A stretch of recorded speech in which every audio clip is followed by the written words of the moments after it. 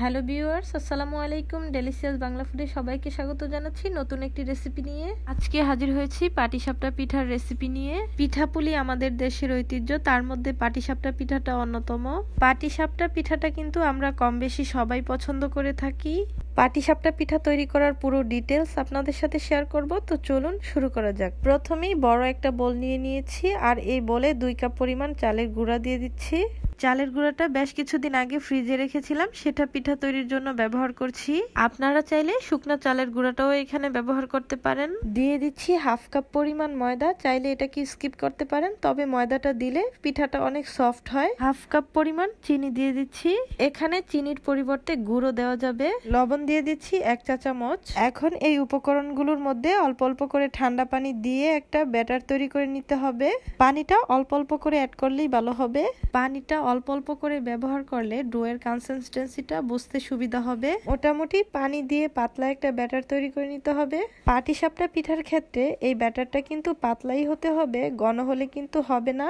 কিছুক্ষণ hand weeks দিয়ে নেড়েচেড়ে পাটিসাপটার ব্যাটারটা কিন্তু তৈরি করে নিয়েছি। আর এই ব্যাটারটা তৈরি করতে আমার 1.5 কাপের চেয়ে একটু বেশি পানি লেগেছে। দেখুন, ব্যাটারটা দেখেই হয়তো আপনারা বুঝতে পারছেন যে ব্যাটারটা কতটা ঘন অথবা পাতলা হতে হবে। এখন ব্যাটারটা সাইডে রেখে পিঠার খিরসা তৈরি করে নিব। চুলায় একটা হাঁড়ি বসিয়ে খিরসা তৈরি করার জন্য 1 লিটার পরিমাণ দুধ দিয়ে দিয়েছি, আর এখানে দিয়ে দিচ্ছি 4টা এলাচ। আপনারা চাইলে এলাচ পাউডারটাও ব্যবহার করতে পারেন। দুধে একটা বলক চলে আসার পর এই পর্যায়ে আমি দিয়ে দিব গুড় 1/4 কাপ পরিমাণ। এখন দুধের সঙ্গে গুড়টাকে নেড়েচেড়ে মিশিয়ে নিতে হবে, আর দুধটাকে জাল করে ঘন করে নিতে হবে। দেখুন, দুধটা কিন্তু ঘন হয়ে অর্ধেকের চেয়েও কম হয়ে গিয়েছে। আগেই আমি কিছুটা দুধ উঠিয়ে রেখেছিলাম, আর এর মধ্যে 2 টেবিল চামচ চালের গুঁড়া দিয়ে গুলিয়ে নিয়েছি। এখন এর মধ্যে ঢেলে দিয়ে অনবরত নেড়েচেড়ে খিরসাটা রেডি করে নিব। গুড় দেওয়ার পরেও মিষ্টিটা আমার কাছে কম মনে হচ্ছে, তাই 2 টেবিল চামচ চিনি অ্যাড করে দিচ্ছি। চুলাটা লো থেকে একটু বাড়িয়ে অনবরত নাড়তে হবে, যেহেতু এখানে চালের গুঁড়া দেওয়া হয়েছে, নিচে লেগে যেতে পারে। এই পর্যায়ে কোরানো নারকেল দিয়ে দিচ্ছি। নারকেলটা দিলে খেতে বেশি ভালো লাগে, তবে আপনারা চাইলে স্কিপ করতে পারেন। আরো কয়েক মিনিট জাল করে খিরসাটাকে আরো কিছুটা ঘন করে নিতে হবে। দেখুন, ঘনত্বটা এরকম হয়েছে। আমি এটাকে আর জাল করব না, চুলা থেকে এভাবেই নামিয়ে ফেলবো, কারণ খিরসাটা ঠান্ডা হলে আরো কিছুটা টাইট হয়ে যাবে। এবার পিঠাগুলো বানিয়ে নেওয়ার পালা। চুলায় একটা প্যান বসিয়ে এর মধ্যে কিছুটা তেল ব্রাশ করে নিয়েছি। আগে থেকেই যে ব্যাটারটা তৈরি করে রেখেছিলাম সেখান থেকে 1.5 চামচ করে ব্যাটার দিয়ে দিলাম। এবার প্যানটাকে ধরে ঘুরিয়ে ঘুরিয়ে একটা গোল রুটির মতো করে নিতে হবে। এইটা চুলায় দেওয়ার 1 মিনিটের মধ্যেই কিন্তু কালারটা চেঞ্জ হয়ে আসবে, অর্থাৎ সিদ্ধ হয়ে যাবে। তখন এর মধ্যে আগে থেকে রেডি করে রাখা খিরসাটা দিয়ে দিব।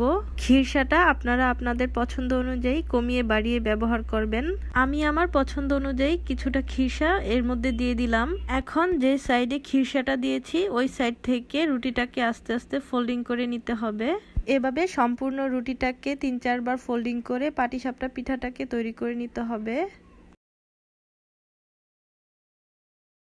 পিঠাটা ফোল্ডিং করা হয়ে গেলে কয়েক সেকেন্ডের জন্য দুটো পাশই ভেজে নিতে হবে। কয়েক সেকেন্ড ভেজে নেওয়ার পর পিঠাটা কিন্তু একদমই হয়ে গিয়েছে। এখন আমি পিঠাটাকে নামিয়ে ফেলবো। পিঠাটা দেখতে মাশাআল্লাহ অনেক সুন্দর হয়েছে।